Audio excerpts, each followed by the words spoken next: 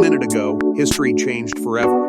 King Charles has made a move no monarch has dared for centuries, skipping his own son and naming Catherine, Princess of Wales, as his official successor. Why now? What forced this decision? And what does this mean for the monarchy, William, and the nation? Before we go deeper into what this really means for the royal family, make sure to subscribe so you don't miss a single update. The announcement did not arrive with ceremony or warning. It landed like a thunderclap. No carefully staged buildup. No controlled leaks to prepare the press. Just a short, tightly worded declaration from Buckingham Palace that sent shockwaves through every corridor of power in Britain. Journalists froze mid-sentence. Royal correspondents scrambled, refreshing inboxes in disbelief. Inside the palace itself, aides reportedly stared at one another in silence, realizing they were witnessing a rupture in royal history that could never be undone. Within minutes, speculation ignited. Phones rang uncontrollably. Commentators spoke of constitutional chaos, of secret clauses and hidden authority. Social media erupted into confusion, outrage, and awe. Yet behind the public frenzy, the emotional impact was far more intimate and far more devastating. Catherine, the woman now named as the future of the crown, was said to have broken down upon hearing the final confirmation. Not tears of triumph, but of shock, of fear, of the unbearable weight of something she never publicly sought, yet somehow could no longer escape. And then there was William, the heir who had spent his entire life preparing for a destiny that was suddenly pulled from beneath his feet. Insiders claim he learned of the decision not through private counsel, but through the same channels as the rest of the world. A moment of disbelief followed by silence. Was this a betrayal by his own father, or a painful agreement reached behind closed doors that the public was never meant to understand? No statement followed. No reassurance. Only absence, which spoke louder than any denial. Behind another set of palace doors, anger simmered. Queen Camilla, long accustomed to navigating royal storms, was reportedly furious. This was not merely a change in protocol, it was a humiliation, a restructuring of influence. Sources whisper of raised voices, shattered expectations, and a realization that her role in shaping the monarchy's future had just been dramatically reduced. Whatever alliances once existed inside the palace, they fractured in that moment. The most chilling detail, however, lies in how this decision was finalized. The document that altered the course of the monarchy was not signed in public view.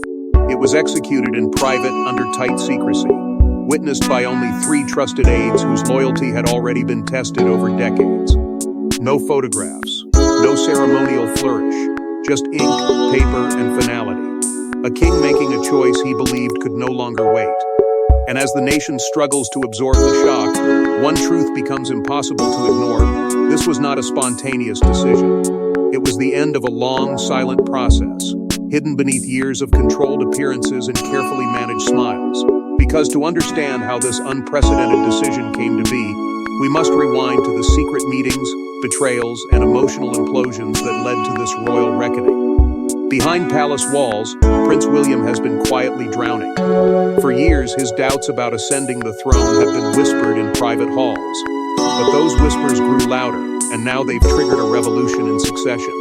The end of Queen Elizabeth's reign marked more than just the close of an era. For William, it was a magnifying glass held to the pressures he had long tried to ignore. As Britain looked to the future, expecting certainty and direction, he recoiled inward. No longer shielded by his grandmother's towering legacy, he faced the terrifying prospect of becoming the face of a fractured modern monarchy. Behind his composed exterior, he questioned everything. Friends close to the prince later revealed hushed conversations where William confessed his yearning for a different life, one where he could be a father first, a man second, and a monarch, maybe never. While the public clung to the fantasy of a smooth transition from Charles to William, the private reality was much messier. He began pulling away from the rituals of kingship. Invitations to high-level briefings were met with polite delays. Opportunities to shadow the king in constitutional meetings were frequently sidestepped. One insider described it as a slow retreat masked as royal discretion. But the palace noticed, and so did Charles. The king, already navigating the treacherous early years of his reign, grew increasingly unsettled by his son's absence from moments that mattered. And then came the tremors no crown could ignore: Harry's departure, the memoirs, the interviews, the explosive allegations. Each scandal carved deeper wounds into William's sense of duty. He was forced into a public posture of strength, even as his family fractured in front of the world. Every headline was a reminder of the kingdom he was destined to inherit, a kingdom divided, scrutinized, hostile. As Harry distanced himself from the firm, William felt the weight of two brothers' destinies placed entirely on his shoulders. That weight began to crack him. Privately, King Charles expressed growing concern. The heir to the throne could not remain on the periphery. But no amount of conversation seemed to rekindle William's drive. Some aides say Charles began to explore alternatives months ago. Others insist the tipping point came when Catherine began stepping into roles William declined. Her increasing poise, her growing public trust, she was the one keeping the royal narrative afloat. And slowly, without fanfare, the attention of the crown began to shift. And what of Catherine? Was she simply a supportive wife, picking up the pieces of her husband's unraveling path? Or was there something more? Her composure, her clarity, was it the quiet resolve of a woman devoted to duty, or the steady ambition of someone who knew this moment might come? No one could say for certain. But one thing was undeniable: while William struggled with duty, someone else was quietly stepping up, winning hearts, mastering diplomacy, and gaining the king's unwavering trust. She was once dismissed as the commoner bride. But over the years, Catherine has transformed into the monarchy's greatest asset, poised, prepared, and powerful. Was this rise accidental or perfectly orchestrated? From the moment she stepped into royal life, Catherine Middleton was underestimated. She had no aristocratic bloodline, no political pedigree, no ancient lineage to validate her position. Yet, quietly, methodically, she evolved into the monarchy's anchor. As others around her faltered, she remained. When scandals shattered reputations, Catherine's image only solidified. Her approval ratings didn't just rise, they soared, cutting across age, class, and even nations. The young admired her elegance, the old respected her composure. And the institution? It needed her far more than it ever anticipated. In the aftermath of Megxit, when the royal brand teetered dangerously close to collapse, it was Catherine who stood firm. While Harry and Meghan's exit sent shockwaves through the public and left a vacuum of trust, Catherine's presence became the quiet reassurance the palace leaned on. Then came the Andrew crisis, another blow to royal credibility. And yet again, amid the chaos and public fury, Catherine delivered calm, measured appearances that subtly redirected the nation's focus. It wasn't coincidence. It was control. The kind of control only the most trusted members of the firm are ever allowed to hold. Behind the scenes, her influence deepened. She began to attend high-level meetings alone, not as a wife, but as a representative. Foreign dignitaries, heads of state, ambassadors, she met them with the ease and confidence of someone born to it. There was no need for spectacle. Her strength lay in quiet diplomacy. Those in the room with her spoke of her as unshakable, strategic, even more prepared than senior ministers. Whispers began circulating that Catherine wasn't simply representing the royal family. She was shaping its survival. And then came the revelation, subtle, never public. A personal letter from the late Queen, written just months before her passing, in which she described Catherine as possessing natural leadership beyond her years. A few lines, but ones that carried the weight of legacy. Behind palace walls, it became clear that Charles had taken those words to heart. Sources close to the king began to reveal something long speculated, but never confirmed, that he viewed Catherine not only as an asset but as an alternative. Someone capable of guiding the monarchy into an era where tradition alone would no longer suffice. He admired her resilience under pressure. Where others cracked, she composed. Where others hesitated, she stepped forward. Charles, long accused of emotional fragility, found in Catherine a kind of steadiness he had always admired but rarely encountered. And quietly, long before the public suspected anything, he began involving her in conversations once reserved for monarchs and their direct heirs. Not as an observer, but as a participant. Whispers turned to strategy. Appearances turned to influence. And while the public watched a graceful princess inside the palace, something more complex was unfolding. A preparation, a positioning, a path not given but earned. But no ascension comes without enemies, and inside the palace, not everyone welcomed Catherine's growing influence. Hours before the official announcement, Queen Camilla confronted King Charles in a private room. Voices were raised, tears were shed, and ultimatums were delivered. This wasn't the quiet disapproval of a seasoned royal spouse, it was rage, raw and unfiltered.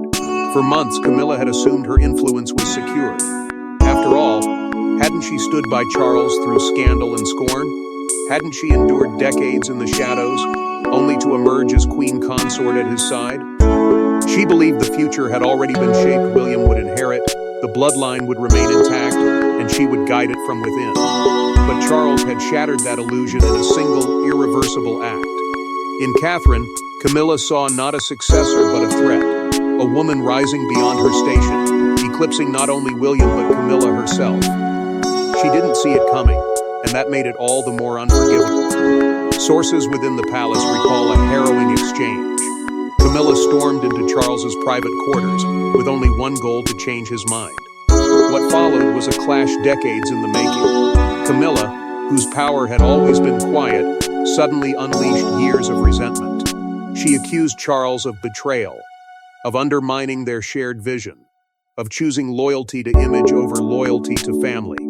"You're choosing her over your own blood," she screamed, the words echoing like a wound opened mid-sentence. But Charles didn't falter. He didn't comfort, didn't soften. His reply, calm and cutting, was as cold as the crown itself. "I'm choosing the crown's future." It wasn't just a dismissal, it was a declaration. And Camilla, once his closest confidante, had just become collateral in a game she thought she was helping control. The argument ended not in reconciliation, but silence. The kind of silence that draws lines too deep to be erased. In the hours that followed, Camilla canceled all appearances. Her name vanished from several internal communications. Speculation exploded inside palace walls. Would she step back from her role entirely? Was she being quietly removed?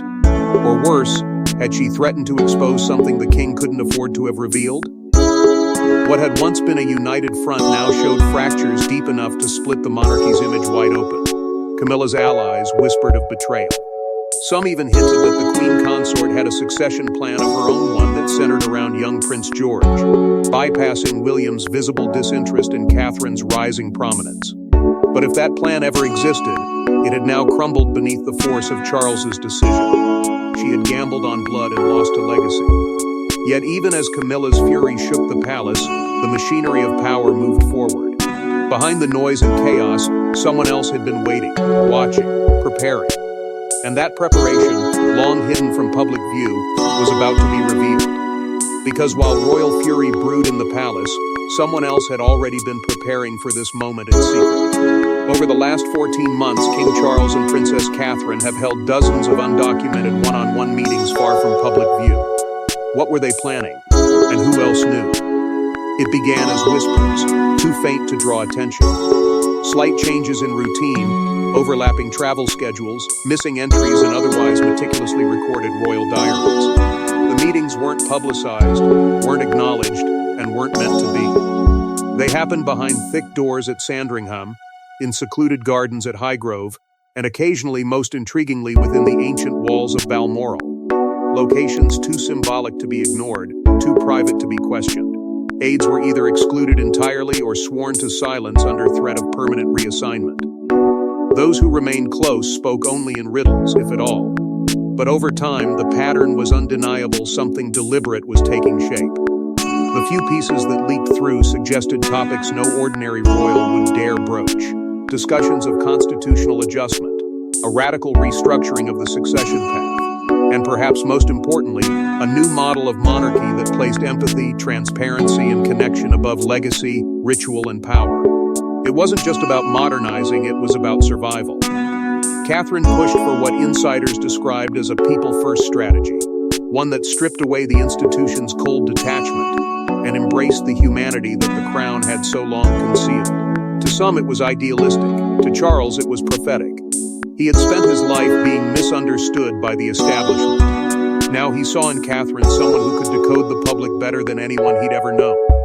His confidants reported a phrase he repeated often: "She understands the public better than anyone." And yet, the question loomed, was this mentorship or something more strategic? Was Charles preparing a trusted guide for his reign, or laying the groundwork for a handover no one anticipated? The boundaries blurred with every meeting. Catherine was no longer being included in decisions, she was driving them.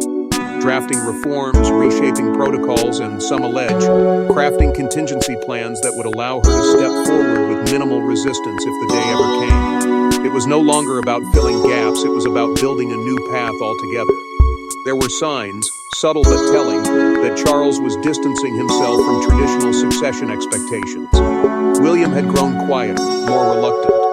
The weight on him no longer felt like anticipation, it felt like avoidance. And so, Charles looked elsewhere, to the one person who had proven she could steady the ship in the darkest moments, to the woman who could shoulder the crown without needing the title to command respect. If Charles had chosen Catherine, it wasn't impulsive. It was the result of months of silent, calculated preparation. And in that preparation, the monarchy had already begun to shift.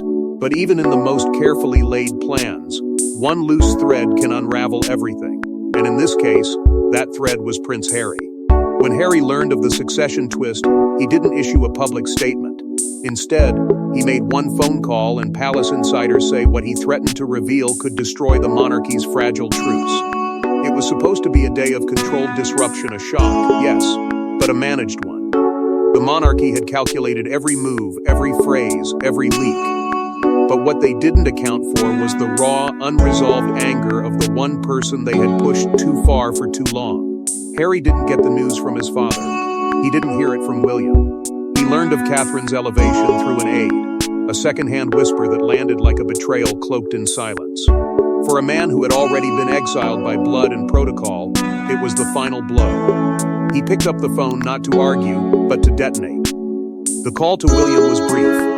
Some say there were no words, just breathing on both ends.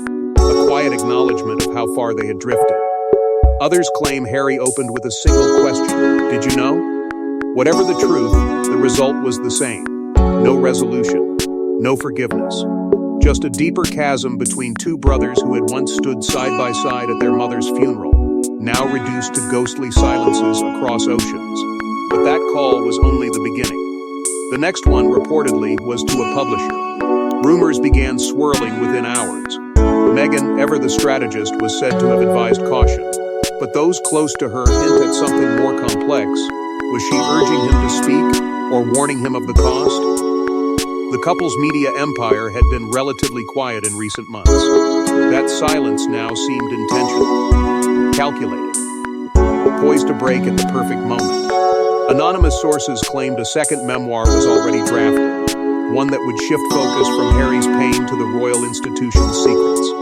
And not just the familiar scandals. These were deeper, older, rooted in Charles's early reign, hidden deals, and private conversations never meant to surface. If true, they weren't just explosive, they were annihilating. Inside the palace, panic took hold. A rapid response team was mobilized. Spokespeople were muzzled. Press offices were thrown into lockdown, and all interviews were canceled indefinitely. The goal was simple: contain the storm before it swept away what little unity remained. But containing Harry had never worked before. Why would it now? The threat wasn't just about exposure, it was about narrative. Harry had always controlled his own story, but now he held the power to rewrite the monarchy's story too. Not as a rebellious son, but as a wild card with nothing left to lose. And yet, even as the royal institution braced for impact, the true heart of this upheaval lay elsewhere. Because while the past threatened to unravel, and the media hungered for blood, a single woman stood quietly at the center of it all. She had not made the call. She had not issued the order. But now, everything was on her shoulders. And yet, with all the chaos swirling outside, one woman was preparing for the role of a lifetime, under unbearable pressure. The night before the announcement, Catherine didn't sleep. She wept, alone, staring at a portrait of Queen Elizabeth. Was she ready? Could she protect her children from the crown's curse? The palace was quiet, but her mind was anything but. Hours dragged into eternity as Catherine walked the same polished floor again and again, her thoughts circling in torment. Tomorrow, the world would change. Tomorrow, her name would be bound not just to a title, but to history. And yet, beneath the grace and discipline she had mastered for years, fear gnawed at her. Not fear of power, but of legacy, of what that legacy had done to those before her. Her private diary, kept locked and unseen, captured it in agonizing detail entries riddled with doubt, guilt, and the weight of something she never asked for. I feel like an imposter. One line read. I am walking into something that's claimed so many before me. Her children slept peacefully down the hall, blissfully unaware that the entire shape of their lives was being rewritten behind closed doors. George, the one the world watched most closely, was still too young to fully grasp the burden hovering above his head. Charlotte, fiercely perceptive, had asked why Mummy looked sad. Louis, still too innocent, only clung tighter when she kissed him goodnight. Catherine carried them in her heart with every step she took that night, each step echoing with the memory of another young woman once thrust into the royal spotlight far too soon. William found her eventually, curled into herself in a quiet corner, her hands clenched around nothing. He sat beside her, silent at first. He didn't offer platitudes. He didn't say she would be fine. The silence between them said more than words ever could. He was watching the weight shift from his shoulders to hers, and part of him felt helpless. When she looked at him, her eyes asked the question neither had dared to speak aloud, why me and not you? But no answer came, only the sound of her breath catching as she whispered the words that had haunted her for years, don't let history repeat. And beneath it all was the ghost of Diana. Her story loomed in every mirror, every headline, every gesture Catherine made. The isolation, the media frenzy, the crushing scrutiny, Catherine had studied it all. She had sworn she would never allow it to consume her children. Now, she faced the impossible task of stepping into that same storm, this time not as a bystander but as the center of it all. The heir, not just by marriage, but by declaration. Still, she stood. Still, she carried it. Because even though every part of her trembled with uncertainty, she knew the clock was ticking. Destiny would not wait for fear to pass. But history was already in motion, and within hours, the crown would find its unexpected heir. As dawn breaks, the monarchy is reborn. In a televised address watched by millions, King Charles names Catherine his successor, not William, not George. And the world stands stunned. The words come slowly, deliberately, as though Charles understands the gravity of each syllable before it leaves his lips. It is not a casual reshuffling. It is a seismic shift, a declaration that breaks with centuries of tradition and sends shockwaves across every corner of the globe. In light of the demands of the modern crown and the future we must build together, I hereby designate Catherine, Princess of Wales, as my chosen successor. The statement is simple.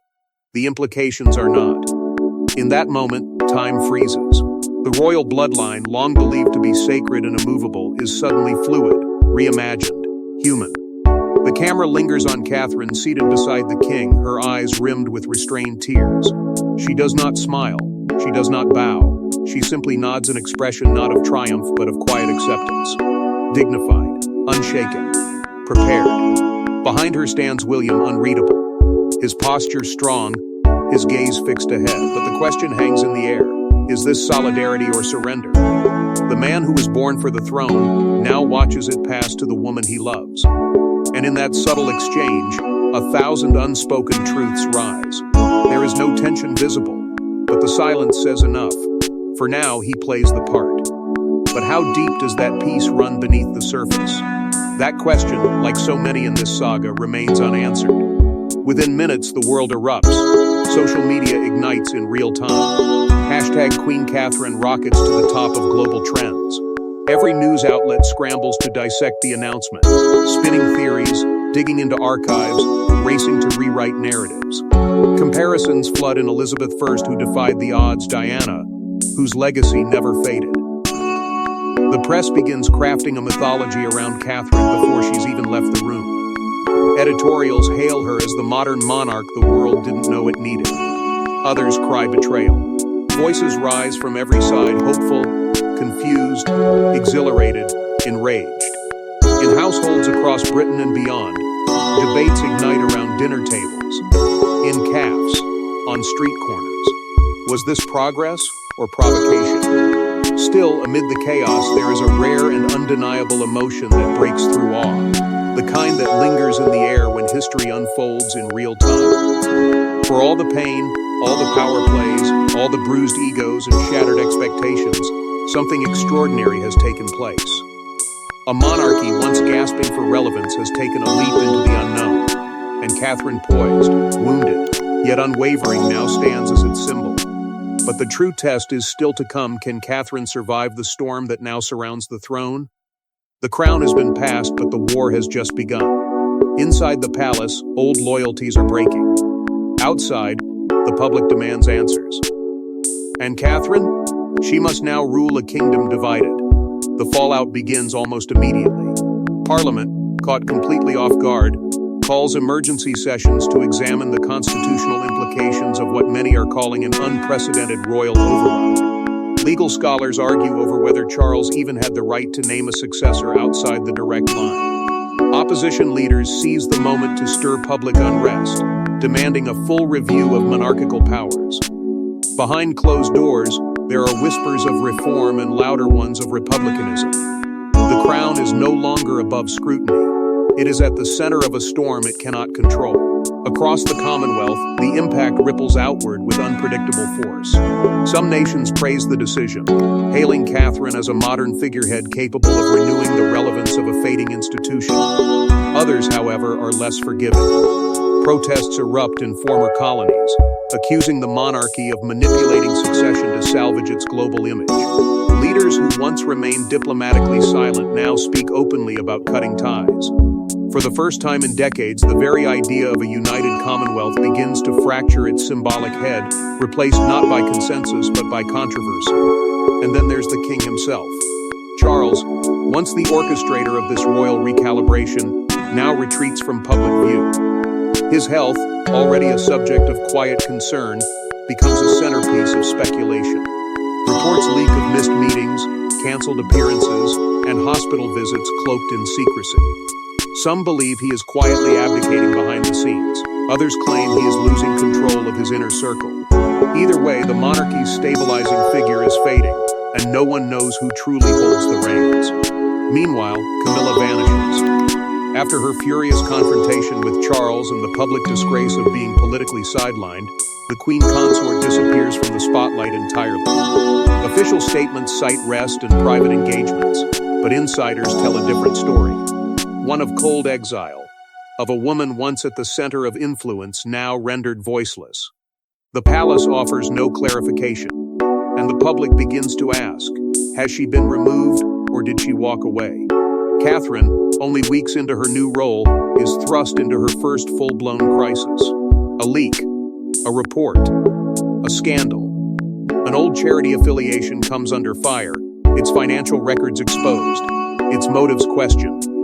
Headlines explode, critics pounce, supporters scramble, and Catherine, barely finished absorbing the magnitude of her new position, is already forced to defend it. Her silence is called strategy by some, guilt by others. The crown may have been passed with words of grace, but its weight is already turning razor sharp. And then, as if to seal the chaos with a final twist, a letter emerges. Written in Charles's hand, shared with only a few, but quickly leaked to the press.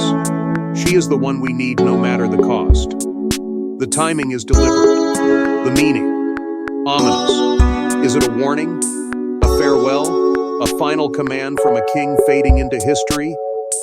No one knows, but its echo is deafening. As Catherine steps into history, one question remains. Is she the monarch Britain deserves, or the one it's been warned about? Thanks for watching. Please don't forget to like and subscribe, and we will see you in next one.